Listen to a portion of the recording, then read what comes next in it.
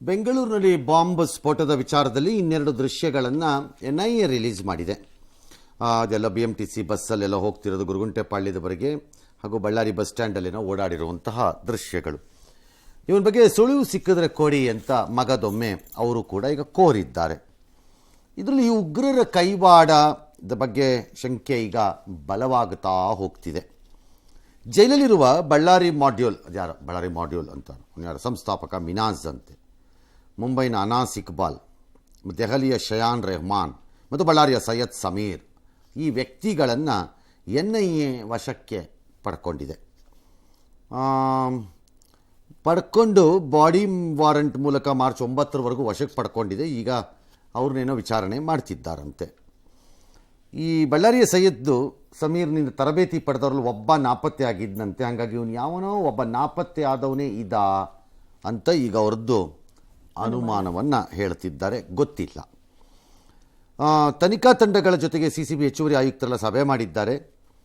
It is better ನನ್ನ ಲೆಕ್ಕಾಚಾರದಲ್ಲಿ ಕೆಫೆಲ್ bomb ಬಿಟ್ಟವನವನೇ ಆಗಿರ್ಬೋದು ಅಂತೆಲ್ಲ, ಇಲ್ಲ CCB ಮಾಡಿ, ಇಲ್ಲ NIA ಮಾಡಿ, ಇಬ್ಬರು ಎಳ್ಕೊಂಡು ಓಡಾಡಬೇಡಿ ಎತ್ಗಳ ಥರ ಕಂಡು ಕಡೆ ದಿಕ್ಕುಗಳಿಗಿದನ್ನು ಎರಡು ಪ್ರತ್ಯೇಕ, ಇಲ್ಲ ಜಾಯಿಂಟ್ ಟೀಮ್ ಮಾಡ್ಕೋಬೇಕು. ಆ ಜಾಯಿಂಟ್ ಟೀಮ್ ಮಾಡ್ಕೊಳ್ಳೋ ಸ್ಟೇಜಲ್ಲಿ ನೀವು ಇದ್ದಂಗಿಲ್ಲ.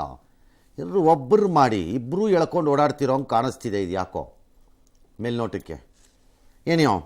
ಈ ಮಧ್ಯೆ ಸಮಾಜಘಾತಕ ಕೆಲಸ ಮಾಡೋರನ್ನ ಗುಂಡಿಟ್ಟು ಕೊಲ್ಲುವ ಕಾನೂನು ತರಬೇಕು ಅಂತ ಸಚಿವ ರಾಜಣ್ಣ ಹೇಳಿದ್ದಾರೆ. ಬಾಂಬ್ ಸ್ಫೋಟಕ್ಕೆ ತುತ್ತಾಗಿದ್ದ ಕುಂದಳಿಯ ಕೆಫೆನಲ್ಲಿ ಇವತ್ತು ಪೂಜೆ ಎಲ್ಲ ಮಾಡ್ಕೊಂಡು ಅವ್ರದ್ದು ಬಿಸ್ನೆಸ್ ಅವ್ರು ಸ್ಟಾರ್ಟ್ ಮಾಡ್ಕೊಂಡಿದ್ದಾರೆ. ಒಬ್ರು ಸಮಾಜಘಾತಕ ಕೃತ್ಯ ಎಸಗಿದ್ರೆ ಅದನ್ನ ನಾವು ಖಂಡನೆ ಮಾಡಲೇಬೇಕು. ಯಾರು ನಾನೇ ಮಾಡಲಿ, ಇನ್ನೊಬ್ಬರೇ ಮಾಡಲಿ, ಅವ್ರು ಯಾವುದೇ ಧರ್ಮದವರು ಆಗಲಿ, ಯಾವುದೇ ಸಮಾಜ ಆಗಲಿ, ಆ ಶಾಂತಿ ವಾತಾವರಣ ಕದಡೋ ಅಂತ ಪ್ರವೃತ್ತಿ ಯಾರೇ ಮಾಡಿದ್ರು ಕೂಡ, ಈ ಬೇರೆ ದೇಶಗಳಲ್ಲಿ ಮಾಡ್ತಾರಲ್ಲ, ಇಮಿಡಿಯೇಟ್ ಆಗಿ ಶೂಟ್ ಡೌನ್ ಮಾಡ್ತಾರಲ್ಲ, ಹಂಗೆ ಇಲ್ಲೂ ಕಾನೂನು ಬಂದ್ರೆ ಒಳ್ಳೇದು. ಸಿಎಂ ಆಪ್ತ ಸಚಿವರು ಹೊರಡಿಸ್ತಾ ಇರುವ ದಲಿತ ಸಿಎಂ ಕೂಗಿಗೆ ತಮ್ಮ ಎಂದಿನ ಶೈಲಿಯಲ್ಲಿ DCM DK ಶಿವಕುಮಾರ್ ಅವರು ಟಕ್ಕರ್ ಕೊಟ್ಟಿದ್ದಾರೆ. ಒಳ್ಳೆದಾಗ್ಲಿ, ಆಸೆ ಪಡೋದ್ರಲ್ಲಿ ತಪ್ಪೇನಿಲ್ಲ. ಯಾರ್ಯಾರೋ ಏನೇನೋ ಆಸೆ ಪಡ್ತಾರೆ, ಹಾಗೆ ಮಹದೇವಪ್ಪ ಅವರು ಆಸೆ ಪಡ್ಲಿ ಅಂತ ವ್ಯಂಗ್ಯವಾಗಿ DK ಶಿವಕುಮಾರ್ ಅವರು ಟಾಂಗ್ ಕೊಟ್ಟಿದ್ದಾರೆ. ಇನ್ನು ದಲಿತರ ಬಗ್ಗೆ ಕಾಂಗ್ರೆಸ್ಗೆ ಕಾಳಜಿ ಇಲ್ಲ, ದಲಿತರನ್ನ CM ಮಾಡೋದಿರಲಿ, DCM ಕೂಡ ಮಾಡಲ್ಲ ಅಂತ ಅಶೋಕ್ ಅವರು ಟೀಕೆ ಮಾಡಿದ್ದಾರೆ. ಒಳ್ಳೇದಾಗ್ಲಿ, ಯಾರು ಆಸೆ ಪಡೋದ್ರಲ್ಲಿ ತಪ್ಪೇನಿಲ್ಲ. ಯಾರ್ಯಾರೋ ಏನೇನೋ ಆಸೆ ಪಡ್ತಾರೆ, ಮಹದೇವಪ್ಪನವರು ಆಸೆ ಪಡ್ಲಿ, ಏನ್ ತೊಂದರೆ. ಖರ್ಗೆ ಅವ್ರನ್ನೇ ಅವರು ಇಲ್ಲಿ CM ಮಾಡಲಿಲ್ಲ. ಒರಿಜಿನಲ್ ಕಾಂಗ್ರೆಸ್ ಖರ್ಗೆ ಅವರು ದಲಿತರ ಬಗ್ಗೆ ಮೊಸಳೆ ಕಣ್ಣೀರ್ ಸೂಸುವಂತ ಕಾಂಗ್ರೆಸ್ ಅವರು. ಸಿದ್ದರಾಮಯ್ಯ ಹೇಳಿದ್ದು, ಮಹದೇವಪ್ಪ ನಿನಗೂ ಫ್ರೀ ಅಂದ್ರು. ಫ್ರೀಯಾಗಿ ಅವ್ರನ್ನ ಮುಖ್ಯಮಂತ್ರಿ ಮಾಡ್ಲಿ. ಕಾಂಗ್ರೆಸ್ ಅಲ್ಲಿ ಮುಖ್ಯಮಂತ್ರಿ ಪದವಿ ಅಲ್ಲ, ಉಪಮುಖ್ಯಮಂತ್ರಿನೂ ಮಾಡಲ್ಲ, ನೋಡಿ ಬೇಕಾದ್ರೆ. ಆಲ್ರೈಟ್, ಅವ್ರು ಏನು ಮಾಡ್ತಾರೋ ಬಿಡ್ತಾರೋ ಗೊತ್ತಿಲ್ಲ. ಬಟ್ ಈ ಮುಖ್ಯಮಂತ್ರಿ ಮಾಡಬೇಕು ಅನ್ನೋದನ್ನು ಬಹಿರಂಗ ಸಭೆಗಳಲ್ಲಿ ಯಾರ್ಯಾರ್ದೋ ಮುಂದೆ ಹೇಳಿದ್ರೆ ವರ್ಕೌಟ್ ಆಗಲ್ಲ. ಮತ್ತೆ ಸರ್, ನಿಮ್ಮ ಪಕ್ಷದ ನಾಯಕರ ಮುಂದೆ ಹೇಳ್ಬೇಕ್ರಪ್ಪ, ಅಲ್ಲಿ ಚರ್ಚೆ ಆಗಬೇಕು. ನೀವು ಎಲ್ಲೆಲ್ಲೋ ಕೂತ್ಕೊಂಡು ಯಾವ್ಯಾವುದೋ ಸಭೆಯಲ್ಲಿ ಕೂತ್ಕೊಂಡು ಭಾಷಣ ಬೇಕತ್ತೆ, ತಪ್ಪಲ್ಲ. ಬಟ್ ಯಾವುದೋ ಸಭೆಯಲ್ಲಿ ಕೂತ್ಕೊಂಡು ಮಾತಾಡಿದ್ರೆ ಏನು ಪ್ರಯೋಜನ?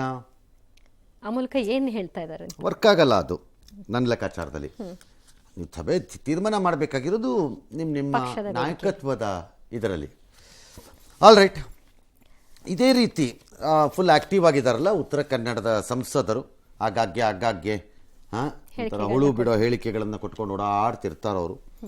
ಮತ್ತೆ ಸಿದ್ದರಾಮುಲ್ಲಾ ಖಾನ್ ಅಂತೆಲ್ಲ ಜಾತ್ಯತೀತ ವಿರೋಧಿಸುವ ಬರದಲ್ಲಿ ಅಂತೇನೇನೋ ಬಿಟ್ಟಿದ್ದಾರೆ.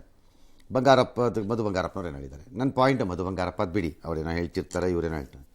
ಬಿಡಿ, ಅನಂತಕುಮಾರ್ ಹೆಗಡೆ ಹೇಳಿದ್ದಕ್ಕೆ BJP ಅವರು ಒಂದು ಉತ್ತರ ಕೊಡಬೇಕು ನನಗೆ ಯಾವಾಗಲೂ. ಈಗ ಮೋದಿನ ಯಾರಾದರೂ ವೈಯಕ್ತಿಕವಾಗಿ ನಿಂದನೆಗಳನ್ನು ಮಾಡಿದ್ರೆ ನಿಮ್ಮ ಪ್ರತಿಕ್ರಿಯೆ ಏನಿರುತ್ತೆ? ಅದಕ್ಕೆ ಅವ್ರ ಸ್ಥಾನಕ್ಕೆ ನೀವು ಆ ರೀತಿಯೆಲ್ಲ ಹೇಳಬಾರ್ದು ಅಂತಾನೋ, ಅಥವಾ ಅದನ್ನೇ ತಿರುಗಿಸ್ಕೊಂಡು ನಿಮ್ಮ ಲಾಭಕ್ಕೆ ಅಂತ. ಫಾರ್ ಎಕ್ಸಾಂಪಲ್, ನಾವು ಹಿಂದಿನ ಚುನಾವಣೆಗಳಲ್ಲಿ ನೋಡ್ದಂಗೆ ನೀಚ ಜಾತಿ ಎಂದಿದ್ದು, ಚಾಯ್ವಾಲಾ ಅನ್ನೋದು, ಈಗ ಯಾರೋ ಲಲ್ಲು ಪ್ರಸಾದ್ ಯಾದವ್ ಪರಿವಾರದಿದ್ದಕ್ಕೆ ನಿಮ್ಮ ಲಾಭಕ್ಕೆ ಅದನ್ನು ಬಳಸ್ಕೋತೀರಪ್ಪ ರಾಜಕೀಯವಾಗಿ. ಕರೆಕ್ಟ್. ಹಾಗೆ ನಿಮ್ಮ ಪಕ್ಷದವರು ಇದನ್ನ ಮಾಡಿದ್ರೆ ನೀವು ಹೆಂಗೆ ಸಹಿಸ್ಕೋತೀರಿ ಅದನ್ನ? ಅದಕ್ಕೆ ಯಾರು ರಿಯಾಕ್ಟ್ ಮಾಡಲ್ವಲ್ಲ ಸರ್? ಅದು ಯಾಕದು? ಇದು ಯಾವ ನ್ಯಾಯ ಆಗತ್ತದು? ಫರ್ಗೆಟ್ ಸಿದ್ದರಾಮಯ್ಯಪ್ಪ, ಈಸ್ ಈ not A chief minister? All right, ಅವರು ಅಲ್ಪಸಂಖ್ಯಾತರನ್ನ ಓಲೈಸ್ತಾರೆ ಅಂತಾನೆ ಇಟ್ಕೊಳ್ಳೋಣಪ್ಪ. ಅಲ್ಪಸಂಖ್ಯಾತರನ್ನು ಓಲೈಸ್ತಾರೆ ಅನ್ನೋ ಟೀಕೆಯನ್ನು ಹೀಗೆ ಮಾಡಬೇಕು ಅಂತೆಲ್ಲಿದೆ? ನಾಳೆ ಈಗ BJPನಲ್ಲಿ ಯಾರೋ ಒಬ್ಬರನ್ನ ನೀವು ಹಿಂದೂಗಳನ್ನು ಓಲೈಸ್ತೀರಿ ಅಂದ್ಬಿಟ್ಟು ಈ ಥರದೊಂದು ನೇಮ್ ಅಂಡ್ ಕಾಯಿನ್ ಮಾಡಿದ್ರೆ ಒಪ್ಪಕ್ಕಾಗತ್ತೆ. ಅದು ಒಪ್ತೀರಾ?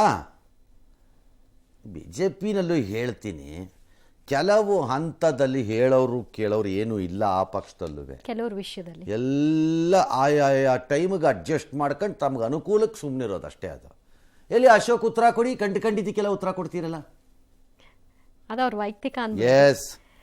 ಅಂತಾರಾಷ್ಟ್ರೀಯ ಮಹಿಳಾ ದಿನಾಚರಣೆ ಪ್ರಯುಕ್ತ ವಿವಿಧ ಕ್ಷೇತ್ರಗಳಲ್ಲಿ ಛಾಪು ಮೂಡಿಸಿದ 10 ಮಹಿಳಾ ಸಾಧಕಿಯರಿಗೆ ಪಬ್ಲಿಕ್ ಟಿವಿ ವತಿಯಿಂದ ನಾರಿ ನಾರಾಯಣಿ ಪ್ರಶಸ್ತಿ ನೀಡಿ ಗೌರವಿಸಲಾಯಿತು. ಕೆನರಾ ಬ್ಯಾಂಕ್ ಹಾಗೂ ಕೆಎಂಎಫ್ ಸಹಯೋಗದೊಂದಿಗೆ ಬೆಂಗಳೂರಿನ ಯವನಿಕಾ ಆಡಿಟೋರಿಯಂನಲ್ಲಿ ಆಯೋಜಿಸಿದ ಕಾರ್ಯಕ್ರಮದಲ್ಲಿ ಪಬ್ಲಿಕ್ ಟಿವಿ ಮುಖ್ಯಸ್ಥರಾದ HR ರಂಗನಾಥ್ ಸರ್ 10 ಸಾಧಕಿಯರಿಗೆ ನಾರಿ ನಾರಾಯಣಿ ಪ್ರಶಸ್ತಿ ನೀಡಿ ಗೌರವಿಸಿದರು.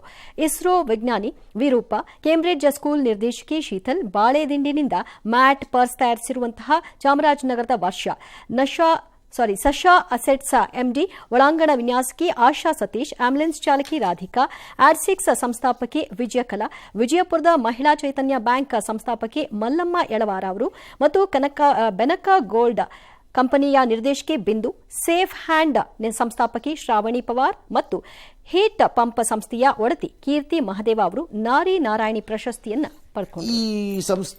ಈ ಪ್ರಶಸ್ತಿಯನ್ನ ಪಡೆದ 10 ಜನದಲ್ಲಿ 10 ಜನ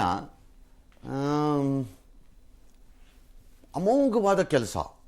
ಆ ಮೇಡಮ್ ಇಸ್ರೋನಲ್ಲಿದ್ದವರು, ಮಂಗಳಯಾನ್ ಇದರಲ್ಲಿ ಒಂದು ಹಂತದ ಕಂಟ್ರೋಲ್ ಅವರೇ, ಅವರು ಮೇಡಮ್ ಅವರು. ಅಂಥ ಸಾಧನೆ ಆ ಮೇಡಮ್ದವ್ರದ್ದು ಇಸ್ರೋನಲ್ಲಿ. ಯಾರು ಅವರು? ರೂಪಾ.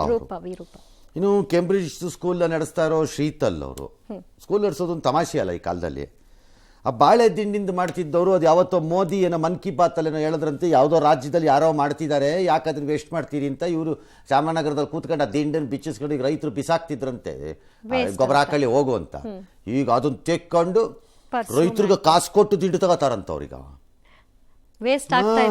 ಸಗದಾಗಿ ಮಾಡ್ತಿದ್ದಾರೆ ಬಿಸ್ನೆಸ್ನವ್ರು, ಫಾರಿನ್ಗೆಲ್ಲ ಕಳಿಸ್ತಾರೆ ಈಗ ಅದನ್ನ. ಇನ್ನು ಅವ್ರು ಸಶಾ ಅಸೆಟ್ಸ್ದು MD, ಒಳಾಂಗಣ ವಿನ್ಯಾಸಕ್ಕೆ ಆದಂತೂ ಅದ್ಭುತವಾದ ಸ್ಟೋರಿ ಅವ್ರದ್ದು. ಅವ್ರ ಆಂಬುಲೆನ್ಸ್ ಕತೆ ಅಂತೂ ಇನ್ನೂ ಮಜಾ. ಹಸ್ಬೆಂಡು ಹೊಡೆದು ಮೈ ಮೇಲೆಲ್ಲ ಗಾಯ ಆಗಿದೆಯಂತೆ ಆ ಮೇಡಮ್ಗೆ, ರಾಧಿಕಾ ಗಾಯ ಆಗಿದೆಯಂತೆ. ಯಾಕೆ ಅಂದರೆ ಕಲ್ತ್ಕೋಬೇಕಾಗತ್ತೆ, ನಾನು ಇಲ್ದಿದ್ರೆ ಏನು ಮಾಡ್ತೀಯ ಅಂತ ಕಲಿಸಿದ್ರಂತೆ ಗಾಡಿ ಓಡಿಸೋದನ್ನ. ಡಿಪೆಂಡೆನ್ಸಿ ಬೇಡ. ಹಸ್ಬೆಂಡ್ ಹೋಗ್ಬಿಟ್ರು. ಅವ್ರು ಕಲಿಸಿದ್ದಿದ್ರ ಪರಿಣಾಮ ಶಿ ಸ್ಟಾರ್ಟೆಡ್ ಡ್ರೈವಿಂಗ್ ಆಂಬುಲೆನ್ಸ್ನ. ಅದರಲ್ಲೂ ನೆರೆ ರಾಜ್ಯಕ್ಕೆಲ್ಲ ಒಂದೊಂದ್ಸರಿ ಆಂಬುಲೆನ್ಸಲ್ಲಿ 3-4 ಬಡಿಯೆಲ್ಲ ತಗೊಂಡು ಹೋಗ್ತಾರಂತೆ. ಯಾಕೆ ಈಗ 10 ಆಂಬುಲೆನ್ಸ್ ಮಾಡ್ಕೊಂಡು 10 ಜನ ಕೆಲಸ ಕೊಟ್ಟಿದ್ದಾರೆ ಅವ್ರು ಮೇಡಮ್. ಒಂದೊಂದು ಅಮೇಝಿಂಗ್ ಸ್ಟೋರಿಗಳು. ಆಡ್ಸಿಕ್ಸ್ ಇನ್ ವಿಜಯಕಲಾ, ವಿಜಯಪುರದ ಮಹಿಳಾ ಚೈತನ್ಯ ಬ್ಯಾಂಕು, ಅವರಂತೂ ಅದೆಷ್ಟೋ 3,000-4,000 ಕೋಟಿ ವ್ಯವಹಾರ ಅವ್ರದ್ದು. ಆ ಥರ ದೊಡ್ಡ ಮಟ್ಟಿಗಿನ 16 ಬ್ರಾಂಚೋ 12 ಬ್ರಾಂಚೋ ಎಷ್ಟೋ 20 ಬ್ರಾಂಚ್ ಆ ಥರ. ಇಂಥವ್ರನ್ನೆಲ್ಲ ಗುರುತಿಸ. ಆಮೇಲೆ ಸಾಲ ಕೊಟ್ಟರೆ ಅವ್ರು ಬ್ಯಾಂಕಲ್ಲಿ ಸಖತ್ ಮಜಾ. ಅದು ಅವ್ರು ಸಾಲ ಕೊಟ್ಟರೆ ಗಂಡಸ್ರ ಕೈಲಿ ಶೂರಿಟಿ ಹಾಕಿಸ್ತಾರಂತೆ. ಭಾಳ ಮಜಾ ಇದೆ ಅದು.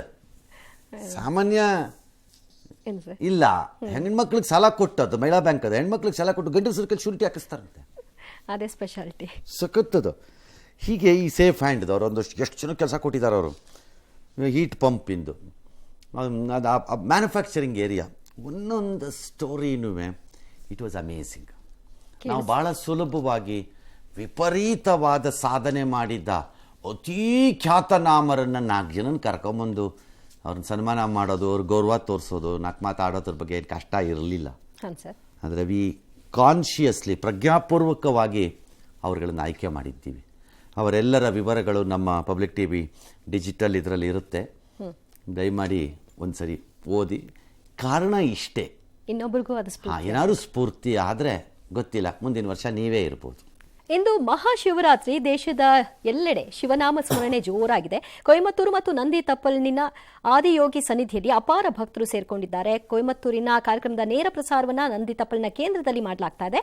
ಶ್ರೀ ಕ್ಷೇತ್ರ ಧರ್ಮಸ್ಥಳ ಮಲೆ ಮಾದಪ್ಪನ ಬೆಟ್ಟದಲ್ಲಿ ಲಕ್ಷಾಂತರ ಭಕ್ತರು ನೆರೆದಿದ್ದಾರೆ. ಹರಿಹರದಲ್ಲಿ 108 ಶಿವಲಿಂಗ ಹೊತ್ತ 108 ಕಾರ್ ರ್ಯಾಲಿ ಮೂಲಕ ಶಾಂತಿ ಯಾತ್ರೆಯನ್ನ ಮಾಡಿದೆ. ಹೆಲಿಕಾಪ್ಟರ್ ಮೂಲಕ ಹೂಮಳೆಯನ್ನ ಸುರಿಸಲಾಗಿದೆ. ಈ ಮಧ್ಯೆ ಆಳಂದದ ಲಾಡ್ಲೆ ಮಶಾಕ್ ದರ್ಗಾದಲ್ಲಿ ಅತ್ಯಂತ ಬಿಗಿ ಭದ್ರತೆಯೊಂದಿಗೆ ಶಿವಲಿಂಗ ಪೂಜೆಯನ್ನ ನೆರವೇರಿಸಲಾಗಿದೆ. ಗಣ್ಯ ಅತಿಥಿಗಳು ಆದಿಯೋಗಿಯ ಮುಂದಿರುವ ಯೋಗೇಶ್ವರ ಲಿಂಗಕ್ಕೆ ಕೈಲಾಸ ತೀರ್ಥದ ಅಭಿಷೇಕ ಮಾಡಿ ತಾವರೆ ಹೂಗಳನ್ನು ಅರ್ಪಿಸುತ್ತಾರೆ. ಕೈಲಾಸ ತೀರ್ಥ ಪವಿತ್ರ ಕೈಲಾಸ ಪರ್ವತದ ದಕ್ಷಿಣ ಭಾಗದಿಂದ ತಂದಿರುವಂತಹ ನೀರಾಗಿದೆ. ಯೋಗೇಶ್ ಮಂಗಳೂರಿನ ಜೆರೋಸಾ ಕಾಲೇಜ್ ಶಾಲೆ ಗಲಾಟೆಯಲ್ಲಿ IAS ಅಧಿಕಾರಿ ಯಾರೋ ಸರ್ಕಾರಕ್ಕೆ ವರದಿ ಕೊಟ್ಟಿದ್ದಾರಂತೆ. ಈಗ ಅದೇ ಆ ಮಗು ಟೀಚರ್ ಗಲಾಟೆ. ಹೌದು, ಈಗ ಸಿಸ್ಟರ್ ಪ್ರಭಾ ಅವ್ರನ್ನೇನೋ ರಕ್ಷಿಸ ಮುಂದಾದರೆ ನಾವು ಸುಮ್ಮನಿರಲ್ಲ ಅಂತ ಆಮೇಲೆ ವೇದವ್ಯಾಸ ಕಾಮತ್ ಹೇಳಿದ್ರು. ಬೇಲೂರಿನ ಚೀಕನಹಳ್ಳಿ ಕೈಮರ ರಸ್ತೆಯಲ್ಲಿರುವ ಕೆಫೆ ಬಳಿ ಆನೆಯೊಂದು ಪ್ರತ್ಯಕ್ಷವಾಯಿತು. ಕೆಫೆ ಮುಂದೆ ನಿಂತಿದ್ದ ಜನ ಕಾಫಿ ಕುಡಿಯೋದನ್ನು ಬಿಟ್ಟು ಎದ್ನೋ ಬಿದ್ನೋ ಅಂತ ಓಡಿ ಪ್ರಾಣ ಉಳಿಸಿಕೊಂಡಿದ್ದಾರೆ. ಕೆಲವರು ಕೆಫೆ ಒಳಗೆ ಓಡಿದ್ರೆ ಇನ್ನು ಕೆಲವರು ಕಾರ್ನೊಳಗೆ ಸೇರ್ಕೊಂಡ್ರು. ಅದೃಷ್ಟವಶಾತ್ ಯಾರಿಗೂ ಆನೆ ತೊಂದರೆ ಮಾಡಿಲ್ಲ. ಈ ವಿಡಿಯೋ ಈಗ ವೈರಲ್ ಆಗಿದೆ.